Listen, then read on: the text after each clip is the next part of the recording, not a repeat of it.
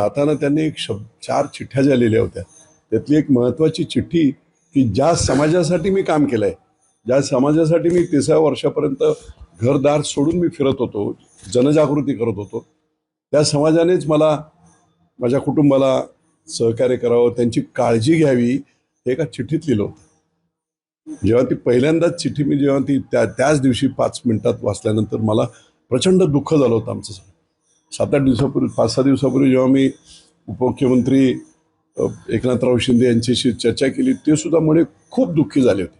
अरे म्हणे काय त्यांनी लिहिलं होतं चिठ्ठीत 30-32 लाखाची कर्जाची रक्कम, ही काय रक्कम आहे का म्हणे. थोडी जरी कल्पना दिली असती, हा मराठा माणूस एवढा ताकदीने लढणारा माणूस, थोडी जरी कल्पना असती तर हा प्रसंग याचं काय कारण होतं. सद्गतीत झालेले होते ते. आणि म्हणून आज त्यांचा वाढदिवस होता.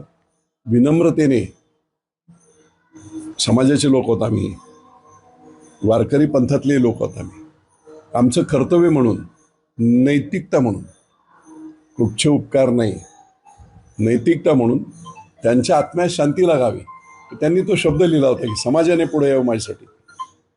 तेवढं एक वाक्य ते लक्षात ठेवून विनम्रपणे सकाळी भाईंनी उपमुख्यमंत्र्यांशी चर्चा झाली.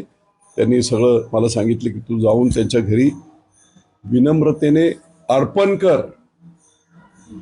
आणि म्हणून तसं त्यांना मी आज येऊन सगळ्यांशी चर्चा करून, सगळे नातेवाईक आहेत, माझे इथे नातेवाईक आहेत, त्यांचे सगळे हे नातेवाईक आहेत, आणि मग सर्वांशी चर्चा वगैरे करून शेवटी स्वाभिमान ही देखील महत्त्वाची बाब आहे.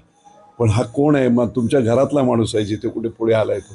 आणि त्यामुळे आम्ही सगळेच, एकनाथ भाई असतील, आम्ही सगळेच प्रामाणिकतेने, निष्ठेने, विनम्रतेने हे आपलं कर्तव्य आहे.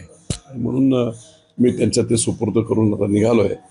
त्यामुळे निश्चितपणे आनंद एवढाच वाटेल की त्यांनी जे शेवटचं वाक्य केलं होतं चिठ्ठी, सुप्रीम कोर्टसुद्धा बोलते की सोसाईट नोट किंवा ज्या नोट असतील त्या अल्टिमेट आहेत, त्याच्या पुढे कसली चर्चाच नाही. त्यामुळे त्यांचं जे मनात होतं ती मनशांती त्यांना लाभावी